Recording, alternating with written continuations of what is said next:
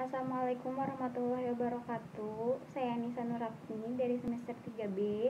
Saya di sini akan mereview materi pertemuan pertama hukum pidana lanjutan. Bab 1, yaitu percobaan. Pengertian dan sifat percobaan.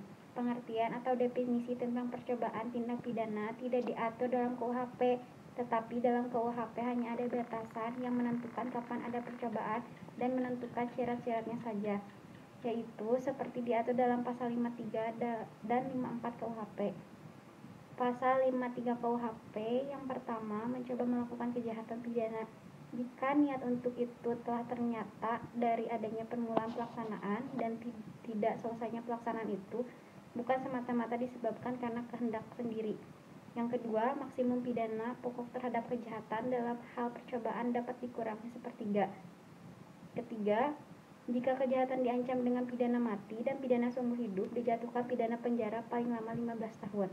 Yang keempat, pidana tambahan bagi percobaan adalah sama dengan kejahatan selesai. Pasal 54 KUHP, mencoba melakukan pelanggaran tidak pidana. Berdasarkan kedua pasal tersebut, maka yang dapat dikenakan sanksi pidana untuk tindak pidana percobaan adalah hanya untuk TP yang berupa kejahatan yang diatur dalam buku 2 KUHP saja. Sedangkan untuk pelanggaran yang diatur dalam buku 3 KUHP tidak dapat dikenakan sanksi pidana.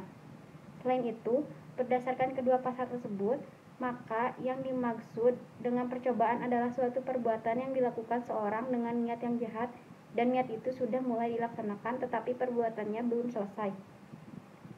Tidak selesainya perbuatan tersebut bukan karena kehendak dari pelaku. Selanjutnya, ada sifat percobaan.